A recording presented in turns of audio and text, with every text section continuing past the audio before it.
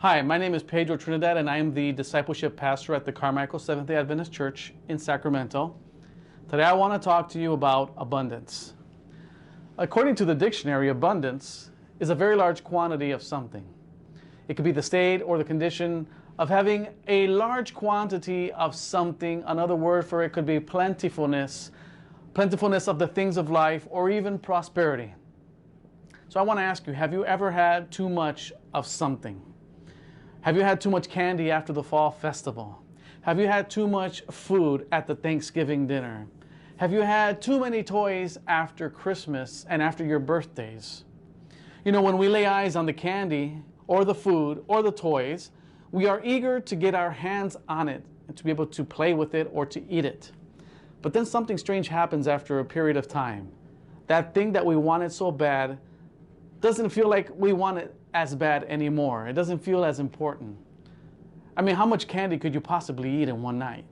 How much turkey or special K-loaf, mashed potatoes, gravy, stuffing, pumpkin pie, cranberry sauce, or green bean casserole can you stuff yourself with? I mean, after a couple of hours, the abundance of food has been consumed.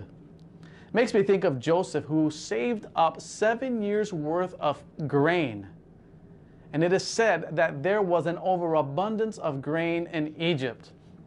This abundance came because Joseph listened to God and was able to save many. In our lives, there may have been years of plenty and some years of famine. We learn that when there is a time of prosperity or of abundance, wisdom follows and reminds us to think ahead for a time of need. It implies that abundance isn't permanent. It can signify that God's abundant provision is a way to provide for a time of uncertainty.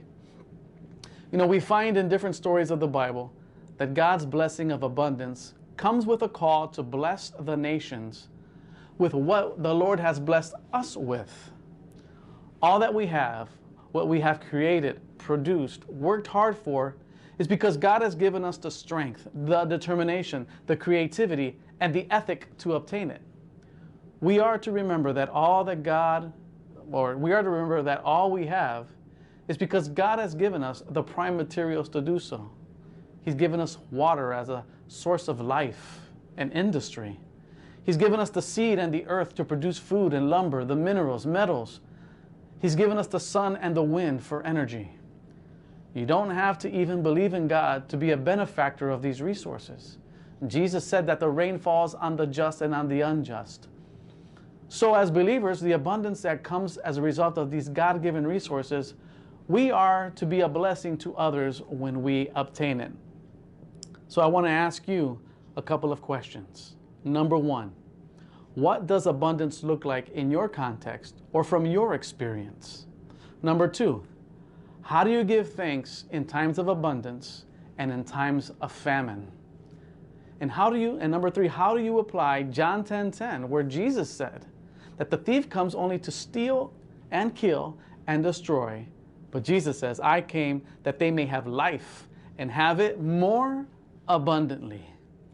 As you go through this week's spiritual dialogues, the prayer experience, as you look at the sharing options and you sing along through the music, may you experience this week a renewed sense of abundance in your life. God bless you.